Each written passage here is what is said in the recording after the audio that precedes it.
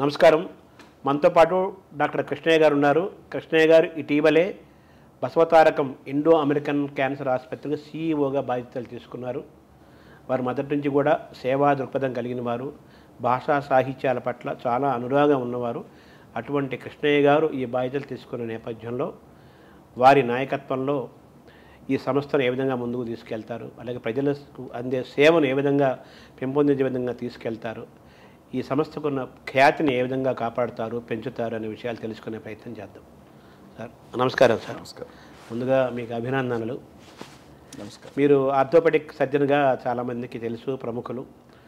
వైద్య వృత్తి అనగానే లక్షలాది రూపాయలు, కోట్లాది రూపాయల ఆదాయంతో ఖర్చుతో కూడా ముడిపోయి ఉంటుంది, ఆదాయం కూడా ఉంటుంది. ఇన్నేళ్ల అటువంటి వాతావరణాన్ని వదులుకొని పూర్తిగా సేవా దృక్పథం కలిగిన ఇటువంటి ఆసుపత్రి, ఇటువంటి రంగాన్ని, ఈ సంస్థని ఎంచుకోవడానికి ప్రధానమైన కారణం ఏంటి సార్?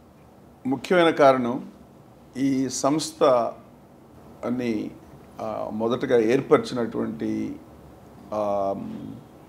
వ్యక్తులు కానీ, ముఖ్యంగా గౌరవనీయులు పూజ్యనీయులు అయినటువంటి శ్రీ ఎన్టీ రామారావు, నందమూరి తారక రామారావు గారు, వారి తర్వాత ఇప్పుడున్నటువంటి శ్రీ బాలకృష్ణ గారు, ఈ సంస్థని మొట్టమొదటిగా స్థాపించిన కొంతమంది సహృదయులైనటువంటి దాతృత్వ భావం ఉన్నటువంటి ప్రవాస ఆంధ్రులు కానీ, వీళ్ళందరి కలయిక వల్ల ఒక మహోన్నతమైనటువంటి ఆశయంతో ఈ సంస్థను ఏర్పడడం జరిగింది.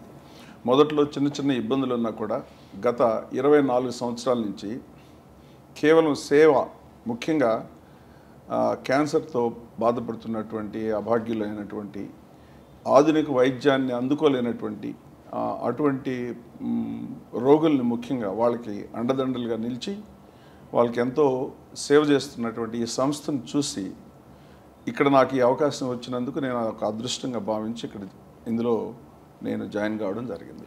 అంటే ఆంకాలజీ స్పెషలిస్టులు ఉండగా మిమ్మల్ని ఎందుకు ఆయన ఎంపిక చేసుకున్నారు బాలకృష్ణ గారు? చాలా చక్కటి ప్రశ్న అండి. ఆంకాలజీకి అత్యంత నిపుణులైనటువంటి వైద్యులు ఇక్కడ ఉన్నారు.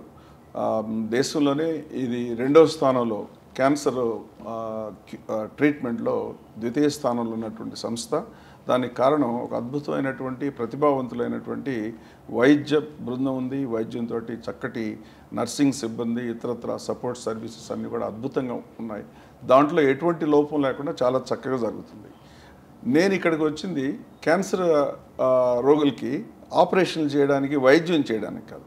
ఈ సంస్థని సరైన పద్ధతిలో నిర్వహించి ఇక్కడ ఉన్నటువంటి సిబ్బందికి చేయూతనిచ్చి వాళ్ళని ఇంకా ప్రోత్సహించి ముందుకు తీసుకెళ్ళి ఈ సేవల్ని ఇంకా విస్తరించి ఇంకా ఎక్కువ మందికి చేయడానికి కావాల్సినటువంటి ఏర్పాట్లు చేయడానికి నేను వచ్చాను. అయితే గతంలో నాకు ఇంగ్లాండ్లో కొన్ని సంవత్సరాలు పనిచేశాను. అక్కడ అనుభవం, ముఖ్యమైనటువంటి ఆసుపత్రులు ఎలా నడుస్తాయి, నిర్వహణ ఎలా ఉంటుంది అన్న దాని మీద అనుభవం ఉంది. అలాగే గతంలో మెడిసిటీ కాలేజ్ హాస్పిటల్ 4 సంవత్సరాలు ముఖ్య కార్యనిర్వహణాధికారిగా సీఈఓగా పనిచేసినటువంటి నిర్వాహకమైనటువంటి అనుభవం ఉన్నందువల్ల అటువంటి అనుభవం ఇక్కడ కావాలన్నదే ఆ ఉద్దేశం. కాబట్టి నాకు సరిపోతుందని ఇప్పుడున్నటువంటి ట్రస్ట్ బోర్డు మెంబర్స్, ముఖ్యంగా మా చైర్మన్ గారు నందమూరి బాలకృష్ణ గారు నన్ను ఎంచుకోవడం జరిగింది.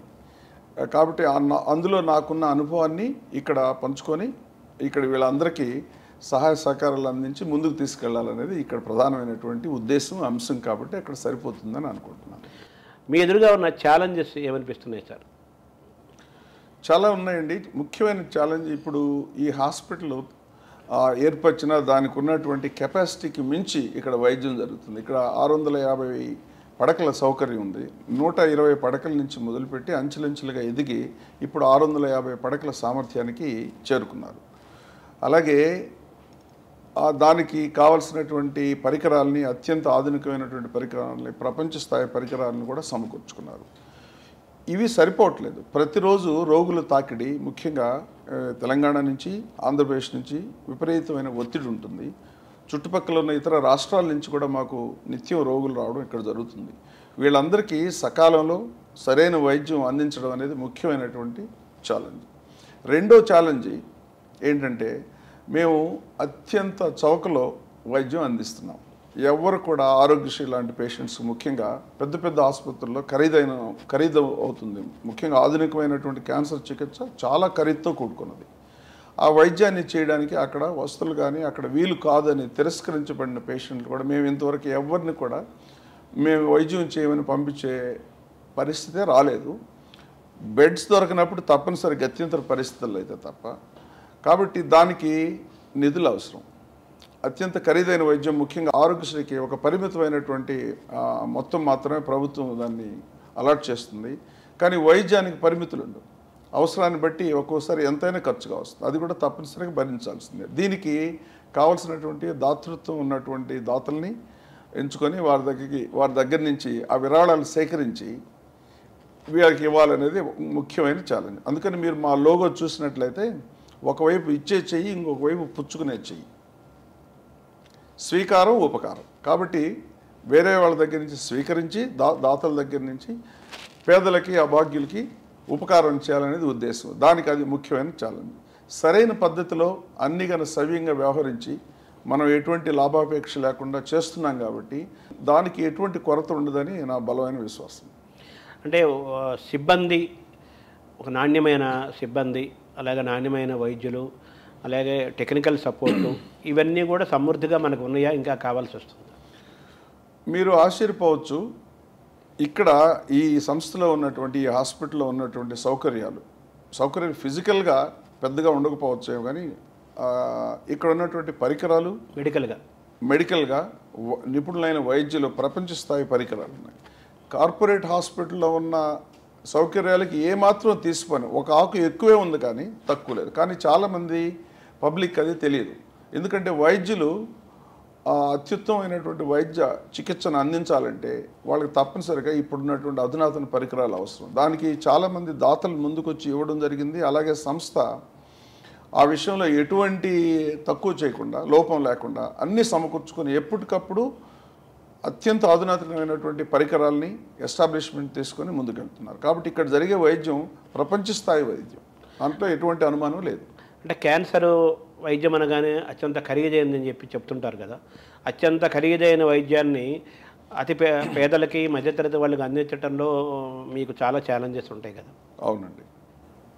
దాన్ని మీరు ఎలా అంటే ఇక్కడ మనకి ఇప్పుడు ఉన్న వ్యవస్థను కానీ చూసినట్లయితే ఒకవైపు ధనికులు, సంపన్నులకి సమస్య లేదు. క్యాన్సర్ అనేసరికి ఎంతైనా ఖర్చు పెట్టడానికి సిద్ధపడతారు. దానికి కావాల్సినటువంటి కార్పొరేట్ హాస్పిటల్, వైద్యంతో పాటు ఇతరత్ర సౌకర్యాలు కూడా గొప్పగా ఇచ్చే అవకాశం ఉంటుంది. దానికి కొనుక్కోగలరు. అలాగే అత్యంత తక్కువ స్థాయిలో ఉన్నటువంటి నిరుపేదలకి చాలా స్కీముల ద్వారా ప్రభుత్వాలు ఈరోజు పూర్వం కంటే కూడా చాలా ముందుకు వచ్చాయి. ఆరోగ్యశ్రీ, ప్రధానమంత్రి స్కీములు కానీ రకరకాలు. ముఖ్యమైన ఛాలెంజ్ ఏంటంటే మధ్యతరగతి, దిగువ మధ్యతరగతికి వాళ్ళు ఈ స్కీముల్లో ఫిట్ గారు, అలాగే ధనవంతుల కోవలో చేరు కాబట్టి వీళ్ళు ముఖ్యంగా బాధపడతారు. అలాగే ఎమోషనల్ ఇష్యూస్, ఒక 30,000 40,000 నెలకు సంపాదించే వాళ్ళ తండ్రికి ఏదైనా క్యాన్సర్ అయితే ఎమోషనల్గా మూవ్ అవుతూ ఉంటారు. ఎందుకు అవుతూ ఉంటారంటే ఎంత ఖర్చు అయినా పర్లేదండి. దానివల్ల ఏమంటే వాళ్ళ ఆర్థిక వ్యవస్థ చిన్నాభిన్నం అయిపోతుంది. అప్పులు చేయడం కానీ, లేకపోతే ఇళ్ళు అమ్ముకోవడం, అటువంటి పరిస్థితి ఉంటుంది. కాబట్టి ముఖ్యంగా మీరు చాలా చక్కటి ప్రశ్న వేశారు. నా ఫోకస్ కూడా అక్కడ ఎంత తక్కువలో వీలైతే అంత తక్కువలో వాళ్ళకి వైద్యం చేయడం. అలాగే మా దగ్గర ఉన్నటువంటి సిబ్బంది ఎక్కడెక్కడ మనకి డొనేషన్స్ దొరుకుతాయి, ఎవరు వీళ్ళని ఆదుకోగలరని వాళ్ళని కనెక్ట్ చేసి కావాల్సినటువంటి నిధులు సమకూర్చుకోవడం. హాస్పిటల్ వైపు నుంచి వీలైనంత వరకు కన్సెషన్ ఎక్కడ ఇవ్వగలిగితే. కొన్నిట్లో మనం పూర్తిగా ఉచితమైనటువంటి మందులు ఇవ్వలేము. అలాగే ఇన్వెస్టిగేషన్లో మనం మ్యాక్సిమం ఇవ్వచ్చు, రూమ్ రెంట్లో మ్యాక్సిమం ఇవ్వచ్చు. వీటిలో ఎక్కడ అవకాశం ఉంటే అక్కడ మా దగ్గర ఉన్నటువంటి కమిటీస్, డాక్టర్ల బృందం ఉన్న ప్రతి కేసును కూడా పరిశీలించి వీలైనంత వరకు చేస్తున్నాం. ఇంతవరకు ఆ సమస్య అయితే రాలేదు. అందుకనే ఇవాళ చూసినట్లయితే ఉభయ తెలుగు రాష్ట్రాల్లో ఈ సంస్థ పేరు వింటానే ఒక రకమైనటువంటి నమ్మకం ఉంది. అక్కడికి వెళితే మనకి ఎటువంటి అన్యాయం జరగదు ఆర్థిక రూపంలో అనే బలమైన నమ్మకం ఉంది. కాబట్టి అదే మా సొమ్ము, అదే మా ఆస్తి. దాన్ని ఇంకా ముందుకు తీసుకెళ్ళాలి. అంటే అడ్వాన్స్డ్ మెడికల్ టెక్నాలజీని ఏమైనా లేటెస్ట్గా ఇన్వైవ్ చేసుకున్నారా, ఏమైనా చేస్తున్నారా? చాలా బాగా అండి. ఇప్పుడు 1వ తారీఖు జనవరి 1వ తారీఖున అత్యంత ఆధునికమైనటువంటి చికిత్స కార్ట్ దాన్ని ప్రారంభిస్తున్నాము. అది ఆల్రెడీ మొదలు పెడుతున్నారు. దాన్ని లాంఛనంగా మా చైర్మన్ బాలకృష్ణ గారు మొదలు పెడుతున్నారు. మీరు చూసినట్లయితే బోన్ మ్యారో ట్రాన్స్ప్లాంట్ అని విని ఉంటారు, ఖరీదైన వైద్యం. అది మా మ్యాక్సిమం 500 కేసుల కంటే ఎక్కువ చేసాం. ఇక్కడ ఈ ఉభయ తెలుగు రాష్ట్రాల్లో ఎవరు చేయలేదు అంత నెంబర్. అలాగే మా దగ్గర 6 లీనియర్ యాక్సిలరేటర్స్ ఉన్నాయంటే దాదాపు 6 హాస్పిటల్లో ఉండే అంత వస్తుందన్నమాట. అలాగే ఆపరేషన్ థియేటర్లు పరికరాలు రోబోటిక్ చాలా దాదాపు 6 నుంచి 7 కోట్లు అవుతుంది రోబోట్తో చేసే ఆపరేషన్లు. అవి చాలా ప్రైవేట్ హాస్పిటల్లో చాలా ఖరీదవుతుంది. అవన్నీ కూడా సమకూర్చుకున్నాం. కాబట్టి అక్కడ ఎటువంటి తక్కువదనం లేదు. సహజంగానే కొంచెం చీప్ హాస్పిటల్ తక్కువలో చేస్తున్నారంటే చులకన భావం ఉంటుంది, ఇదేదో నాణ్యం లేనటువంటిదని. అటువంటిది కానే కాదు, అత్యంత నాణ్యమైనటువంటి వైద్యం అత్యంత తక్కువ, సుమారు కనీసం 40% తక్కువ ఉంటుంది ఈ వైద్య ఖర్చులు. అలా చేయడం జరుగుతుంది. అంటే ఆదాయము ఖర్చులు గమనిస్తే ఇది చాలా ఖరీదైన వ్యవహారము. అలాగే టెక్నాలజీని, మెడికల్ టెక్నాలజీని, అడ్వాన్స్డ్ టెక్నాలజీని మీరు ఎంబైబ్ చేసుకోవాలన్నా, నిపుణులైన వైద్యుల్ని ఉంచుకోవాలన్నా, నిపుణులైన సిబ్బందిని మెయింటైన్ చేసుకోవాలన్నా, తర్వాత పెరుగుతున్న రోగులకు తగ్గట్టుగా భవన నిర్మాణాలు కానీ, సదుపాయాలు, వనరులు, వసతులు ఏర్పరచుకోవాలన్నా ఆ క్రమంలో ఆర్థిక సమతుల్యతని మీరు మెయింటైన్ చేస్తున్నారా? ఎక్కడున్నారు అక్కడ? చాలా కష్టమైన క్లిష్టమైనటువంటి సమస్య అండి అది. ఎందుకంటే ఎప్పటికప్పుడు ఈ టెక్నాలజీ అనేది నిరంతరం మారుతూ ఉంటుంది. కార్పొరేట్ హాస్పిటల్స్లో సమృద్ధిగా ఉంటుంది, ఆ కొత్త టెక్నాలజీని అందిపుచ్చుకొని దానికి తగు విధంగా బిల్లులు కూడా ఎక్కువ వేయడం జరుగుతుంది. మేము అలా చేయడానికి వీల్లేదు. అలాగే సిబ్బందిని గురించి అడిగారు. సిబ్బంది కూడా నిపుణులైనటువంటి సిబ్బంది ఉంటే సహజంగానే వాళ్ళకి వేరే చోట ఆఫర్స్ వస్తూ ఉంటాయి. ఆఫర్నంతా తట్టుకొని మేమంతా చేయలేం, వాళ్ళతో కంపీట్ చేయలేం. ఇక్కడ ఎలా నిలబడగడతారంటే దానికి ఒకే ఒక సమాధానం. ఇక్కడున్న సిబ్బందిలో దాదాపు అందరూ డాక్టర్స్ కానీ సపోర్ట్ సిబ్బంది కానీ ఒక రకమైనటువంటి అంకిత భావం, అంటే రోగులకి సేవ చేయాలని ఆ తపన ఉంది. కాబట్టి అంత మాత్రం చేత ఊరికే చేయలేరు. చాలా విషయాల్లో తగ్గించుకున్నా కూడా, సుమారుగా ఉన్నా కూడా ఇక్కడ ఉండడానికి వాళ్ళు ఇష్టపడి చాలామంది దాదాపు 20 సంవత్సరాల నుంచి పనిచేస్తున్నారు. మేము ఇచ్చే జీతభత్యాలు చాలా తక్కువ ఇతరులతో పోలిస్తే, అయినా కూడా ఉన్నారు అని అంటే నేను కొత్తగానే చేరాను. చాలామందితో నేను సంభాషణలో కానీ వాళ్ళలో ఉన్నటువంటి ఆ అంకిత భావమే దీనికి పెట్టుబడి. కాబట్టి అది ఒక సమస్య. దాన్ని కూడా పరిష్కరించాలనంటే తప్పనిసరిగా వాళ్ళని కూడా మనం చూసుకోవాల్సిన బాధ్యత ఉంది. దానికి కూడా నిధులు కావాలి. ఇదేనమాట ఇక్కడ నా యాజ్ ఎ సీఈఓగా నా ముఖ్యమైనటువంటి బాధ్యత, ఛాలెంజ్ ఏంటంటే దీన్ని సమన్వయపరచాలి. దానికి కావాల్సిన నిధులు తీసుకురావాలి. కానీ నాకు బలమైన నమ్మకం, విశ్వాసం ఏంటంటే ఇప్పుడు సంపద పెరుగుతూ ఉంది. ఎండోమెంట్, డోనర్ అండ్ ఫిలాంథ్రఫీ అనేది రోజు రోజుకి గట్టిగా పెరుగుతూ ఉంది. ఒక 30-40 సంవత్సరాల కంటే సంపదే ఉండేది కాదు. ఇవ్వాలనుకున్నా కూడా తాహత ఉండేది కాదు, స్తోమత ఉండేది కాదు. ఇవాళ చాలామంది దగ్గర ధనం ఉంది, ఇవ్వాలనే కోరిక కూడా పెరుగుతుంది. ఇది దాదాపు ఒక 100 సంవత్సరాల క్రితం అమెరికా లాంటి దేశాల్లో జరిగింది. చాలా త్వరితగతిన శీఘ్రంగా ఆర్థిక వ్యవస్థ పెరిగి చాలామంది ధనవంతులైనప్పుడు అది అలాగే దాంతోపాటే ఈ ఫిలాంథ్రఫీ కూడా మొదలైంది. ఇవాళ మీరు అమెరికాలో చూసినట్లయితే world best institutes, educational institutes కానీ, సైంటిఫిక్ ఇన్స్టిట్యూట్స్ కానీ, హాస్పిటల్స్ కానీ, ఇవన్నీ కూడా దాతృత్వంతో మొదలైనవి. ఆ దాతృత్వంతో, ఆ ఫిలాంథ్రఫీతో వచ్చినందువల్ల వాళ్ళు, కాకపోతే ఆ స్థితిని దాటేసి వాళ్ళ దగ్గర విపరీతమైన సంపద కూడా వచ్చింది ఆ అసెట్ మేనేజ్మెంట్ తోటి. మనం కరెక్ట్గా మొదలు పెడుతున్నాం ఇప్పుడు అటువంటి ప్రయాణం.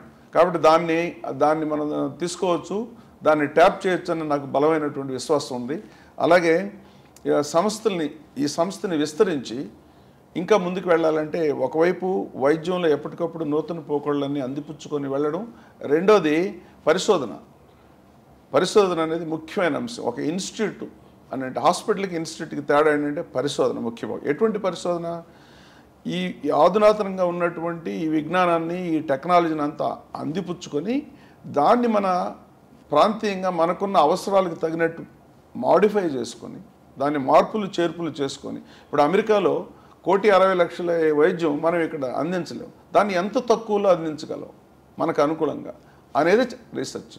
దానికి మా ఇక్కడ ఉన్నటువంటి శాస్త్రజ్ఞులు, డాక్టర్లను సమన్వయపరిచి కొత్త మోడల్స్ని తయారు చేయడం, తక్కువలో వైద్యాన్ని అందించడానికి కావాల్సినటువంటి ఏర్పాట్లు, ఇది పనిచేస్తుంది, ఇది కూడా పనిచేస్తుంది, దాని మాదిరి దాదాపు దానంతా ఒక దాంట్లో ఉన్నటువంటి అతి తక్కువ ఖర్చులు, ఒక ఫ్రాక్షన్ ఆఫ్ దట్ కాస్ట్లో మనం ఎక్కువ అదే వైద్యాన్ని అందించగలుగుతున్నామని మనం చేయడమే కాకుండా అందరికీ చెప్పాలి, దేశానికి చెప్పాలి,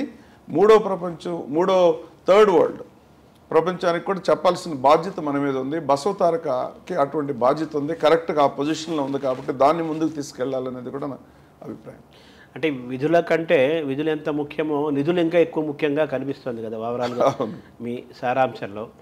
రాష్ట్ర ప్రభుత్వాల నుంచి, కేంద్ర ప్రభుత్వం నుంచి, అలాగే కార్పొరేట్ సంస్థల నుంచి, విదేశాల్లో ఉన్న సంస్థల నుంచి, అలా విదేశాల్లో ఉన్న మన భారతీయులుగా తెలుగు వాళ్ళు సంపన్నులైన వాళ్ళ దగ్గర నుంచి ఎటువంటి స్పందన వస్తుంది ఫిలాంథ్రాపిక్ ఈ విషయంలో? ఈ సంస్థకి అలా ప్రారంభించడంలో ప్రవాస ఆంధ్రులు చాలా ప్రముఖమైనటువంటి పాత్ర పోషించారు. చాలా నిధులు సమకూర్చబెట్టి ఇలా వస్తుంది, ఇప్పటికి కూడా ఇస్తున్నారు. ప్రభుత్వం కూడా ఇక్కడ ఉచితంగా ఈ స్థలాన్ని ఇవ్వడం జరిగింది. ప్రభుత్వ సహకారాలు తప్పనిసరిగా కావాలి. ఇప్పుడు ప్రభుత్వ సహకారం ఎంత ఎక్కువ ఇస్తే మేము ఈ సేవను అంత విస్తరించడానికి అవకాశం ఉంది. అలాగే ప్రైవేట్ సంస్థల్లో కూడా మీకు తెలిసే ఉంటుంది 2% ఈ కార్పొరేట్ సోషల్ రెస్పాన్సిబిలిటీకి చేయాలనేది అది చట్టంలా తెచ్చారు.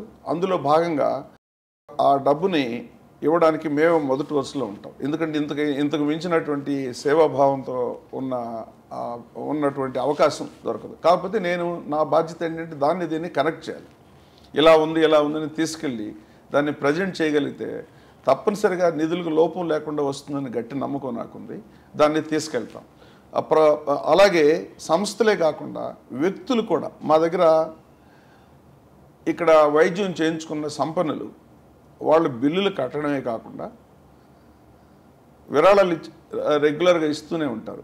ఈ డబ్బు తీసుకొని పేదలైనటువంటి రోగులకి దాన్ని ఉపయోగించండి అని నిరంతరం వస్తుంది. మా దగ్గర ఒక డివిజన్ ఉంది.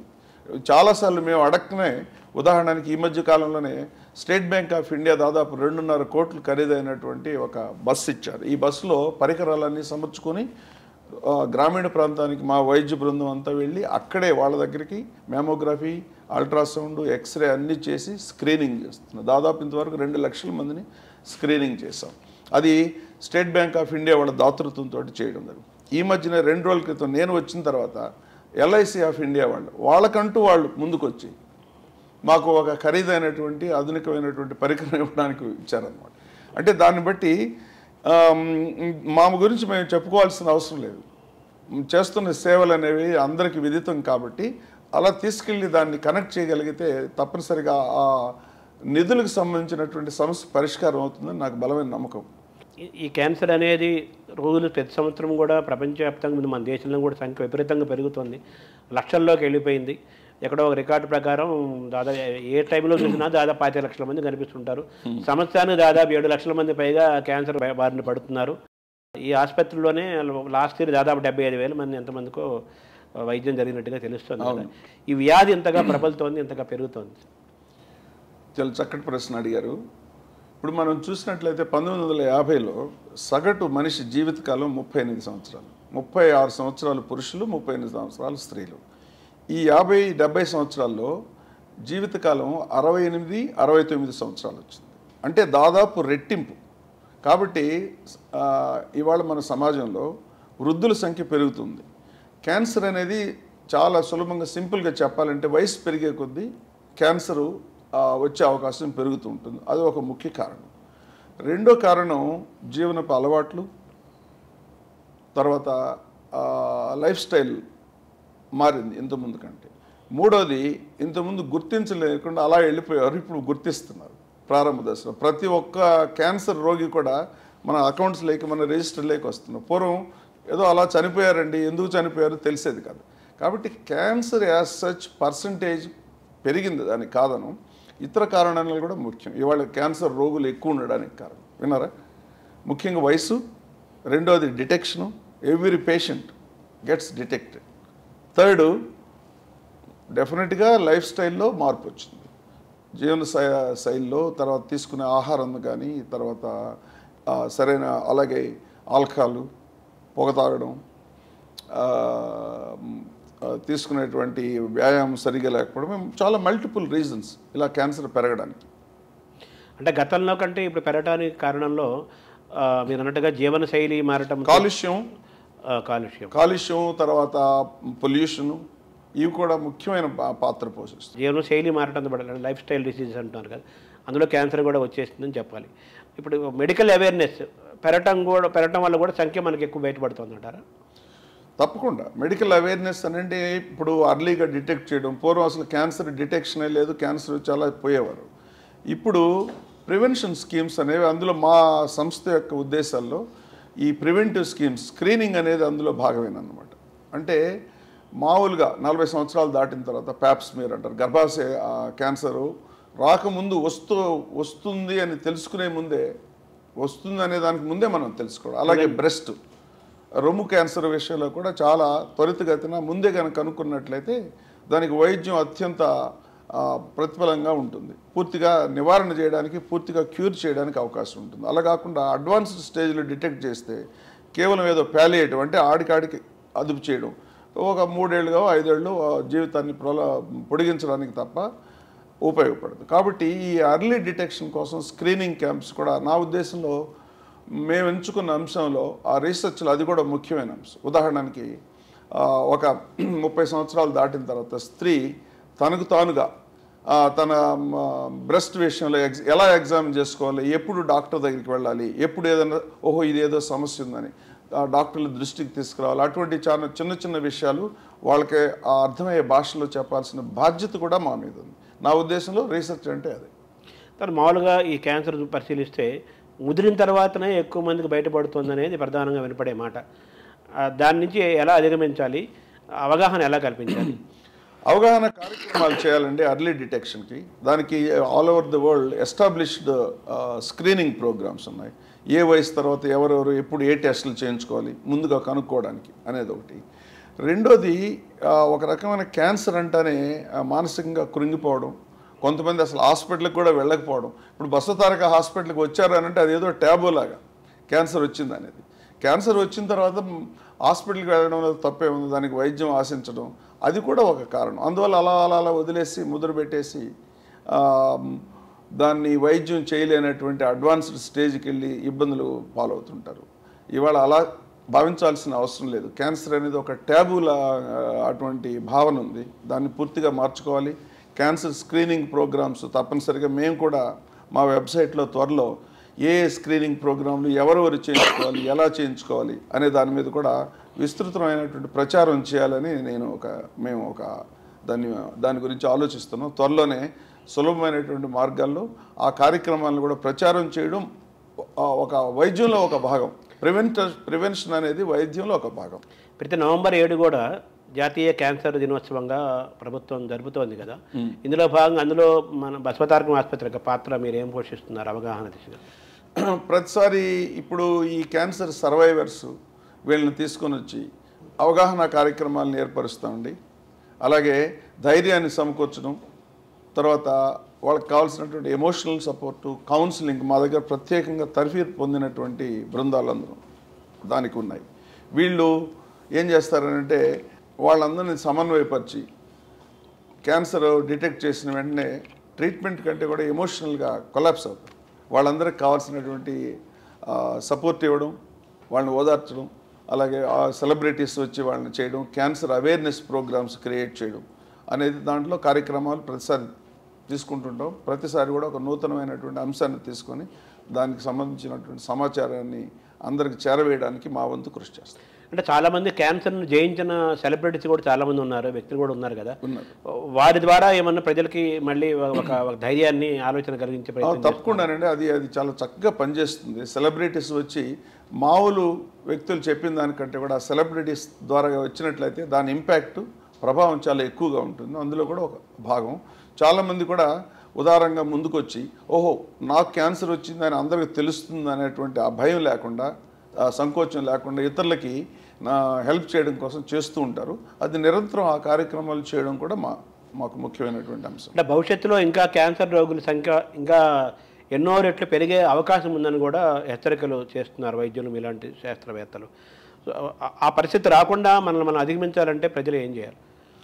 ప్రజలు ఎప్పటికప్పుడు శాస్త్రజ్ఞులు, వైద్యులు సూచనలు ఇస్తూ ఉంటారు. పొగ తాగినట్లయితే లంగ్ క్యాన్సర్ వస్తుంది, అనేది. ఉదాహరణకి తల్లిపాలు ఇచ్చినట్లయితే ఇన్సిడెన్స్ ఆఫ్ బ్రెస్ట్ క్యాన్సర్ తగ్గుతుందనే కూడా దానికి కావాల్సినటువంటి మనకి శాస్త్రీయమైనటువంటి ఆధారాలు ఉన్నాయి. ఇటువంటివన్నీ ఎప్పటికప్పుడు ప్రజలకు చేరవేస్తుంటారు, దాని నివారణ కార్యక్రమాలు. రెండోది, ప్రభుత్వాలు మా సంస్థ లాంటి సంస్థలకి ఉదారంగా చేయూతనివ్వాలి. ఉదాహరణకి స్థలం ఇవ్వడం, అలాగే బిల్డింగ్స్ లాంటివి ఇచ్చినట్లయితే మా ఏమవుతుందంటే మేము దానికి అప్పు చేసి చేసినప్పుడు సహజంగానే ఆ బిల్లు మళ్ళీ పేషెంట్కి ఇవ్వకుండా ఈ ఎక్స్పాన్షన్ ప్రోగ్రామ్ చేయడానికి తప్పనిసరిగా ప్రభుత్వాలు కనుక మాకు సహాయం చేయగలిగితే, ప్రైవేట్ వ్యక్తులు ప్రైవేట్ సంస్థలు చేస్తూ ఉంటాయి, వాళ్ళు చేయలేనివి కొన్ని ఉంటాయి. ప్రభుత్వం ఉదాహరణకి ఒక హాస్పిటల్ కట్టాలంటే దానికి కావాల్సినటువంటి ల్యాండ్ని మరి ఇటువంటి క్యాన్సర్ రోగులకి సేవ చేసే అంతకంటే అవకాశానికి తప్పనిసరిగా చాలా ప్రాధాన్యమైన అంశంగా దాన్ని కానీ వాళ్ళు భావించి సహాయం చేయగలిగితే మేము దీన్ని ఇంకా ఈ సేవల్ని విస్తృతపరచగలం, ముందుకు తీసుకెళ్తాం. అంటే మామూలుగా డయాబెటీస్ రాకుండా, బీపీ లాంటివి రాకుండా ఉండాలంటే ఎటువంటి జాగ్రత్తలు తీసుకోవాలి డాక్టర్లు ఎప్పటికప్పుడు చెప్తూ ఉంటారు కదా. అలాగే క్యాన్సర్ అనేది రాకుండా ఉండడానికి ప్రజలకు మీరు ఇచ్చే సూచన ఏంటి? తప్పకుండానండి, ప్రతిదానికి కూడా ప్రోగ్రామ్స్ ఉంటాయి.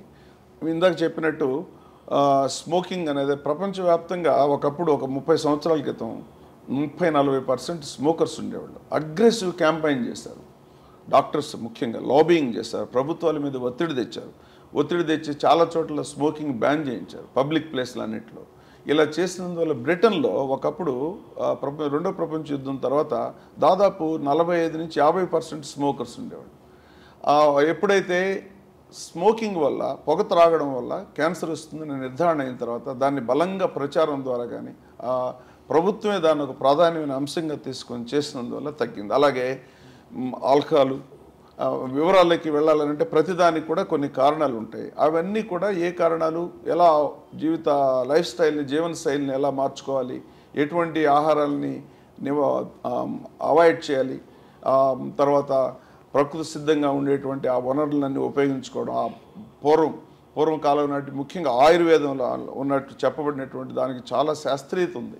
దాన్నంతా ప్రచారం చేయాల్సిన అవసరం ఉంది. ఎందుకంటే తీసుకునే ఆహారాన్ని బట్టి ఆయుర్వేదంలో you are what you eat, తీసుకునే ఆహారం మీద మన వాళ్ళు చాలా ప్రాముఖ్యత ఇచ్చారు. మీ స్వభావం కానీ అలాగే వచ్చే జబ్బులు కూడా చాలా వరకు ఆహారం కారకం అని చెప్పేసి చాలా చక్కగా వివరించింది. కానీ దురదృష్టవశాత్తు దాని మీద జరగాల్సినంత పరిశోధన జరగలేదు. అందువల్ల ఏంటంటే ఒక చులకన భావంలాగా ఏర్పడింది.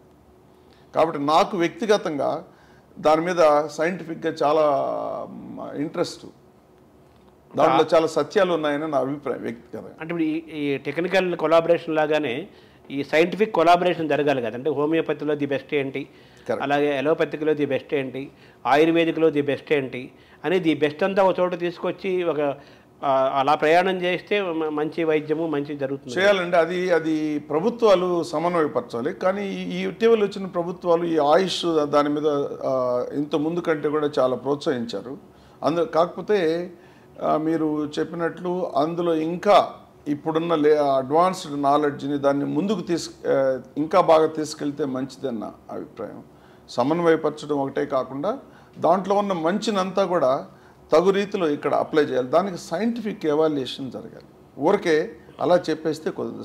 ఇవాళ ఏంటంటే ప్రతి ఒక్కటి కూడా ఎవిడెన్స్ బేస్డ్, ప్రతిదానికి ఆధారాలతో కూడుకున్నప్పుడే మనం ఎవరినైనా కూడా ఒప్పించగలం. అది కరెక్ట్ కూడా. ఊరికే మూఢనమ్మకాల్లాగా ఈ చూర్ణం వేసుకో, ఈ పసురు వేసుకో అనే భావన వచ్చినందువల్ల ఆయుర్వేదం వెనకబడిపోయింది. కానీ దానికి పూర్వంలో దానికి శాస్త్రీయ భద్రత ఉండేది, దానికి ఆధారాలు ఉండేటి, దాని నిరూపణ ఉండేది. ఇప్పుడు దాన్ని ముందుకు తీసుకురావాల్సిన అవసరం. ముఖ్యంగా క్యాన్సర్ లాంటి దాంట్లో క్యాన్సర్ కారకులు ఏంటి కనిపెట్టి ఆహారంలో దాన్ని అవాయిడ్ చేయడం లాంటివి చేయాలని నా అభిప్రాయం. నిద్ర, ఆలోచన ఈ మూడు ముఖ్యమని చెప్తుంటారు కదా. మీరు చెప్పిన మాటలు అర్థం చేసుకోవాలి, అనారోగ్యానికి ఆరోగ్యానికి. అయితే ప్రపంచంలో ఈ క్యాన్సర్ మేనేజ్మెంట్లో, మెడికల్ ట్రీట్మెంట్లో ది బెస్ట్ ఇన్స్టిట్యూట్ కానీ ది బెస్ట్ కంట్రీ ఏదని మీరు భావిస్తున్నారు? అంటే చెప్పాల్సి వస్తే మేము దాదాపు అక్కడే ఉన్నాం భారతదేశంలో. చాలా సర్వేల్లో మేము మొదటి 1-2 స్థానాల్లో ఉన్నాం క్యాన్సర్ ట్రీట్మెంట్లో. అలాగే కిద్వాయి ఇన్స్టిట్యూట్, అలాగే టాటా మెమోరియల్, ఇవన్నీ కూడా అగ్రగణ్యులుగా ఉన్నారు. ప్రపంచంలో ఇవాళ చూసినట్లయితే ఒక రకంగా చెప్పుకోవాలంటే ఎండి ఆండర్సన్ అని హ్యూస్టన్లో ఒక ప్రపంచ ప్రఖ్యాతిగాంచిన సంస్థ ఉంది. మా ఉద్దేశం కూడా త్వరలో వాళ్ళని ఆదర్శంగా తీసుకొని అటువంటి ఆ స్థాయికి చేరాలని కావాల్సినటువంటి ప్రయత్నాలన్నీ చేయాలని నా అభిప్రాయం. రీసెర్చ్లో కానీ అలాగే వైద్యంలో కానీ ఆ దిశగా ప్రయాణించాలని బలమైనటువంటి ఆశయం. అంటే మనం రాచపుండు అనే మాట మనం ఎప్పటి నుంచో వింటున్నాం కదా, ఆ రాచపుండు క్యాన్సర్ ఒకటేనా? ఒకటే. రాచపుండు అని అంటే ఆ పుండు వచ్చిన తర్వాత మానేది కదా. పూర్వం ఏంటంటే చాలా వరకు చురుకులు దాన్ని ట్రీట్మెంట్ ఇచ్చేవాళ్ళు, కోసేవాళ్ళు. ఆ కోసినప్పుడు కొంత కోసేది, కొంత ఉండేది, అది మరలా వచ్చేది. అందుకని రుణ శత్రుశేషాలను ఉంచకూడదని ఒక సామెత కూడా. రుణం ఆ పుండు ఉంటే కొంచెం ఉన్నా కూడా పెరుగుతుంది అనేది అది వాస్తవం. అలాగే రుణం కానీ శత్రువు కానీ అనేది ఎందుకు కారణం ఏంటంటే ది రికరెన్స్. ఇప్పుడు మనకి దానికి పూర్తి అవగాహన ఉంది కాబట్టి ఆ అవగాహనలో దాన్ని పూర్తిగా నివారించడానికి, దాన్ని తీసేయడమే కాకుండా, ఎందుకంటే శస్త్రచికిత్సలో చాలా ముందుకెళ్ళింది ఇవాళ అలోపతి. శస్త్రచికిత్సే కాకుండా అది సర్జికల్ ఆంకాలజీ కాకుండా దానికి ఏ మందులు ఇస్తే తర్వాత రాకుండా నివారణ చేయొచ్చు, అలాగే రేడియేషన్ ఎక్కడెక్కడ వాడాలనే విషయాల్లో చాలా ముందుకెళ్ళాం కాబట్టి అది ఇప్పుడు జరగదు. అన్లెస్ చాలా అడ్వాన్స్డ్ స్టేజ్లో బాగా ముదిరిపోయి శరీరంలో అంతా పాకిపోయింది అనుకోండి, ఆ పుండును అక్కడ తీసేసినట్టు కూడా దాని విత్తనాలు శరీరం అంతా పాకిపోతాయి కాబట్టి అప్పుడు ఏం చేయలేదు. ఏదో కాస్త తాత్కాలికంగా దాన్ని కొంచెం అదుపులో ఉంచడం తప్ప దాన్ని పూర్తిగా క్యూర్ చేయడం వీలు కాదు. అంటే ఇది బసవతారకం ఇన్స్టిట్యూట్, మెడికల్ క్యాన్సర్ ఇన్స్టిట్యూట్కి ది బెస్ట్ ఇన్స్టిట్యూట్గా పేరు వచ్చింది. అలాగే ప్రపంచంలోనే రెండో ప్లేస్లో ఉందని అంటున్నారు కదా. అలాగే డిమాండ్ కూడా పెరుగుతోంది, రోగుల సంఖ్య పెరుగుతోంది, విస్తృతంగా పెరుగుతోంది. ఈ నేపథ్యంలో ఈ ఇన్స్టిట్యూట్ని మిగతా రాష్ట్రాలకి, మిగతా ఆంధ్రప్రదేశ్లోని మిగతా ప్రాంతాలకి విస్తరించే ప్రణాళికలు ఏమైనా ఉన్నాయా? ఆశయం అయితే ఉందండి, కానీ చాలా ప్రయాసాలతో కూడుకున్నటువంటి అంశం అది. ఇక్కడే ఇందాక నేను చెప్పినట్టు ప్రభుత్వాలు ఉదారంగా మాకు చేయూతగా ఇవ్వగలిగితే తప్పనిసరిగా మా వంతు ముందుకు తీసుకెళ్తాం. ముఖ్యంగా ఇవాళ మనం చూసినట్లయితే ఇక్కడ మన ఆంధ్రప్రదేశ్ నుంచి రోగుల తాకిడి, విపరీతమైనటువంటి ఒత్తిడి తాకిడి ఉన్నది. తాకిడి ఒకవైపు అయితే ఆంధ్రప్రదేశ్ అంత దూరం నుంచి ఇక్కడికి రావాలంటే రోగిని మేము అడ్మిట్ చేసుకుంటాం, రోగి బంధువులు కూడా ఉండేవాళ్ళు, వాళ్ళు ఉండడానికి వసతులు కానీ, తర్వాత ఖర్చు, కొత్త ప్రదేశం, ఇన్ని ఉన్నాయన్నమాట. వీటన్నిటినీ తట్టుకొని నిలబడుతున్నారు కాబట్టి అది మా మనసులో నిరంతరం ఆలోచన మెదులుతూనే ఉంది. కాకపోతే దానికి ఉన్నటువంటి పరిమితులు ఉన్నాయి. ఆ పరిమితులను అధిగమించాలంటే అటు ప్రభుత్వం వైపు కానీ ఇటు ప్రైవేటు సంస్థలు కానీ ముందుకు వచ్చి మాకు చేయూతనిచ్చగలిగితే దాంట్లో ఎంతో ఆనందం ఉంటుంది. అది చేయాలని కూడా అభిలాష. సరే, బేసిక్గా మీరు స్వేచ్ఛాప్రియులు, స్వేచ్ఛగా ఆలోచించే వ్యక్తులు, స్వతంత్ర భావాలు కలిగిన వాళ్ళు, అటువంటి వాళ్ళు ముళ్ళ కిరీటం లాంటి ఇక్కడ మీకు ఒత్తిడి అనిపించదా?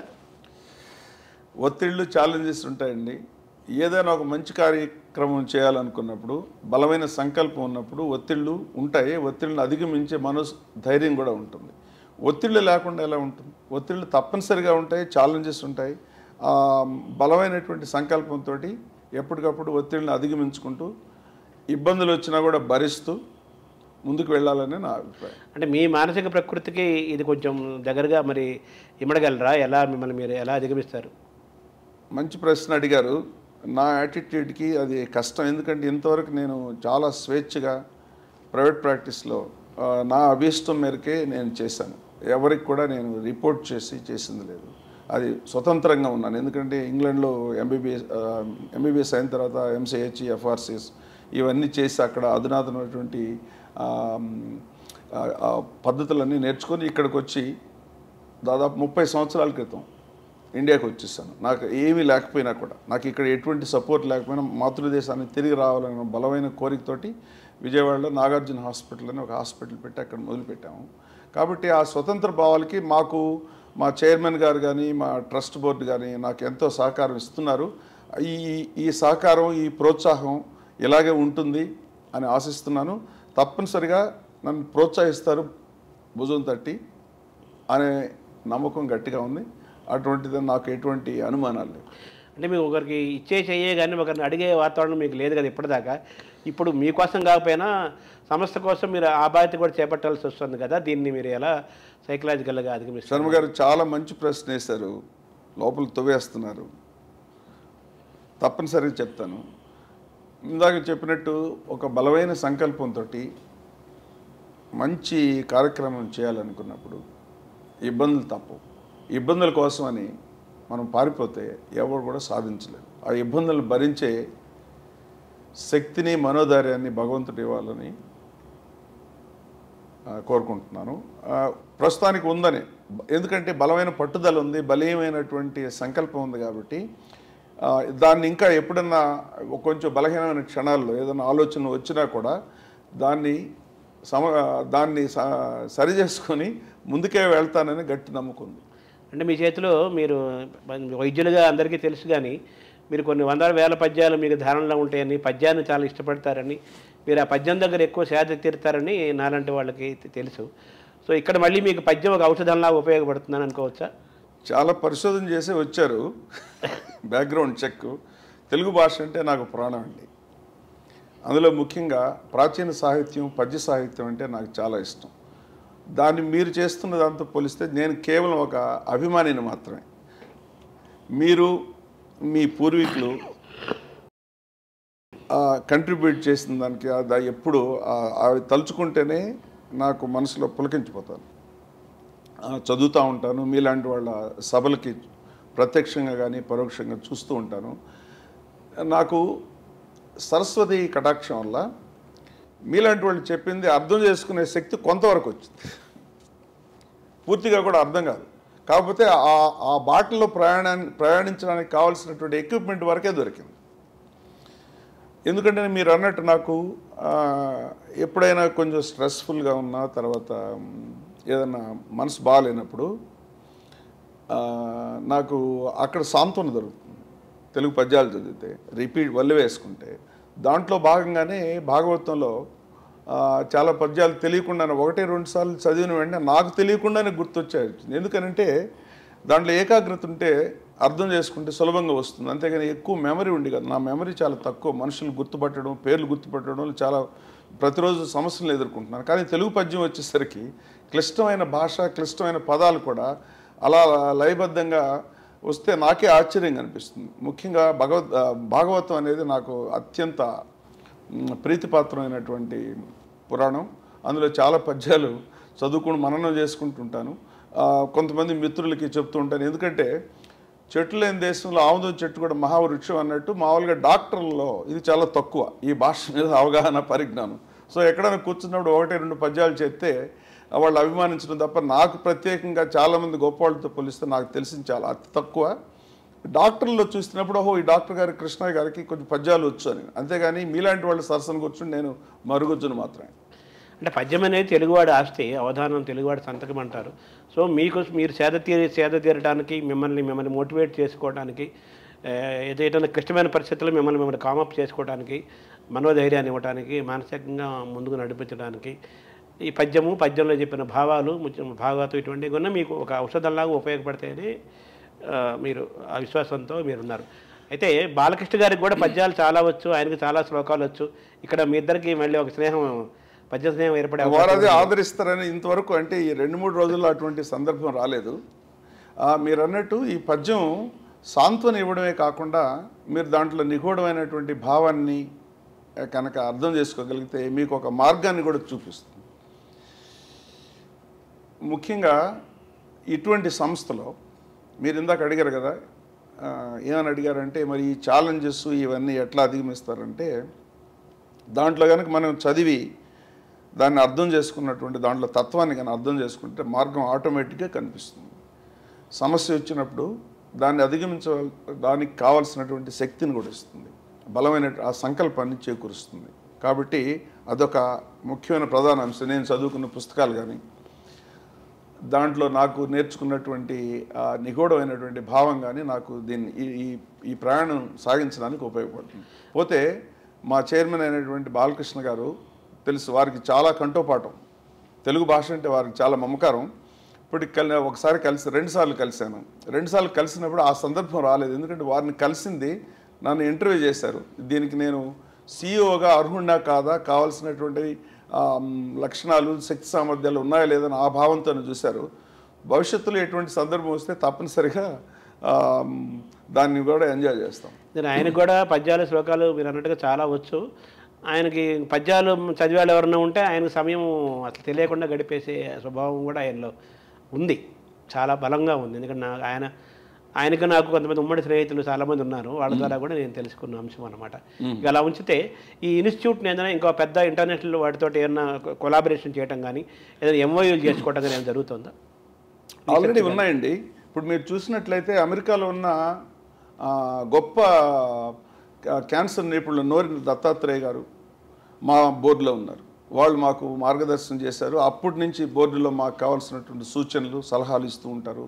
అలాగే చాలా మంది ప్రపంచ ప్రఖ్యాతిగాంచినటువంటి అమెరికాలో ఇంగ్లాండ్ దేశంలో ఉన్నటువంటి నిపుణులు అందరూ కూడా మాకు సైంటిఫిక్ అడ్వైజర్గా ఉన్నారు.